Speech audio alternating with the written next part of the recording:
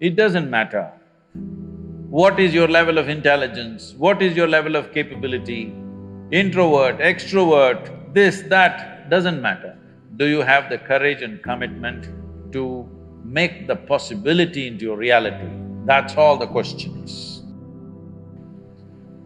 There is no such thing as extrovert or introvert, do not classify people like that.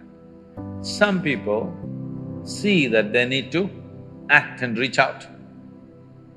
Some people see there is not much need for that.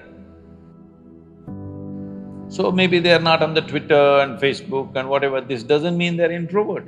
They have a life of their own. The difference between this extrovert or introvert is, it's like mistaking your exhalation for inhalation and inhalation for exhalation. We should not judge people like this. Every human being has a right to be whichever way they want.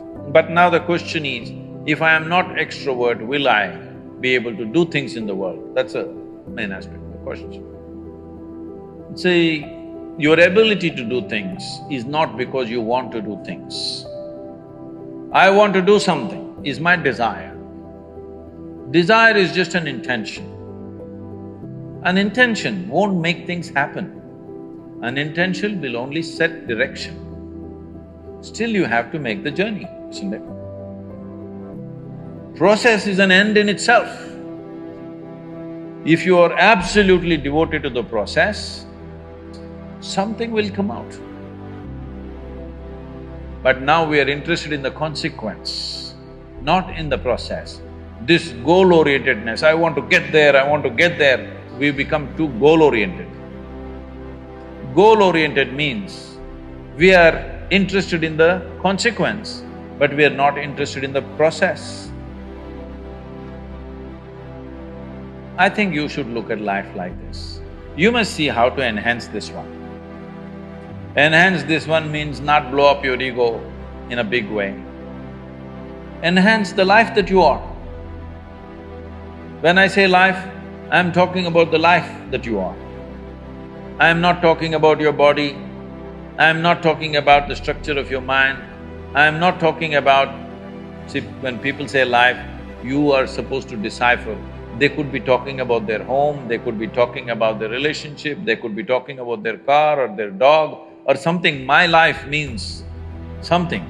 I'm not talking about that, I'm talking about the life that you are. Are you alive? Are you really alive? Or just a bundle of thoughts, emotions, ideas, prejudices, opinions? Most people are just this. Because of that, we make conclusions, this is an introvert, this is an extrovert. Because without conclusion, you can't have a thought. You need conclusions and conclusions and conclusions about everything. Now I need to conclude, this is introvert, this is extrovert. Otherwise my thought every time freaks, okay, who the hell is she? But human faculties are such, I don't have to conclude, I can just look. This moment how she is, that's all that matters. Yesterday how she was, doesn't matter, isn't it?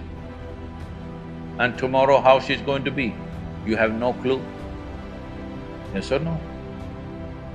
Do not fix life, either yours or anybody else's. Do not fix it, because what you're calling as human life is a possibility. To make this possibility into your reality, you have to travel a distance. Do you have the courage and the commitment to travel the distance? That's all the question is. The simple thing is this, see, if your joy, your sadness, your happiness, your misery is determined by something or somebody around you, the chances of you being joyful in your life is remote. For every one of you, your life is precious, isn't it? It's a precious life. If something is precious, where do you want to invest this life? Into what do you want to invest this precious life? If this is a worthless life, throw it somewhere. If this is a precious life, what do you want to invest this life into? If you look at it this way, you will find something truly worthwhile to do. If you think in terms of how to earn a living, how to get this kind of thing, that kind of thing, then you will do something silly that you will regret for the rest of your life. Most people are a regret. That's why they're going around joylessly, because they're not doing what they want to do. They are not creating what really matters to them. They're doing something for a living. Earning a living is not a big deal for a human being. Every creature, every worm, insect, bird, animal is earning their living, isn't it so? With such a big brain, what is the big deal about earning a living? What is it that you're going to create? This precious life, where are you going to invest it? Are you going to invest it in something that's truly worthwhile, or are you going to throw it away as a worthless thing? This is the important thing, because what you call as my life is just a certain amount of time and energy, isn't it? As you sit here, your life is ticking away or no? You're young, you may not be thinking like this, but actually it's ticking away. What is ticking away is not time, what is ticking away is your life. So this energy that you call as my life, how are you going to invest it? Because if you're doing something truly worthwhile, it gets over before you know what happened. Only if you're doing something worthless, it feels like a long life. Something that happened 10 years ago, you can still suffer, isn't it? Huh? Something that may happen day after tomorrow, you already suffer. What happened 10 years ago or even 10 days ago, does it exist right now? Does it exist right now? What may happen day after tomorrow, does it exist right now? No. So if you suffer something that does not exist, should we call you sane or insane? Success means what? I made it. What did you make? I bought a house site. You think that's an achievement? I got a job. I made this much money. It's a very constipated way of looking at life. I want young people to look at it in terms of how we can do something that cannot be done in this lifetime. Oh, what will happen if I don't fulfill it? If you work incessantly and still at the end of your life the job is not done, it doesn't mean you're a failure, it means you had a great vision. That's what it means. If you go outside in the garden and try to catch an ant who is born here, who's grown up here and probably he'll die here, if you try to catch him, he'll say, okay, crush me if you want. Is it so? He'll do everything to protect himself. He values his life, isn't it? Very much or no?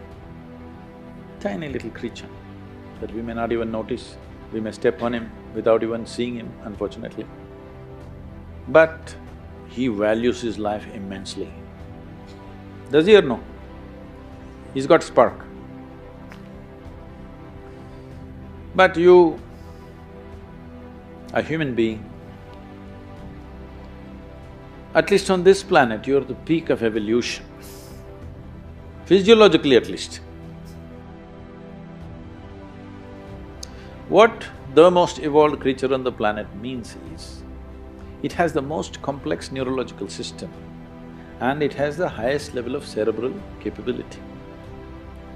That means you can think, you can remember, you have memory. You have a very vivid sense of memory and a fantastic sense of imagination. An ant doesn't have such a vivid sense of memory, nor does he have any great imagination. He has some. But he has a presence of mind about the life that he is living.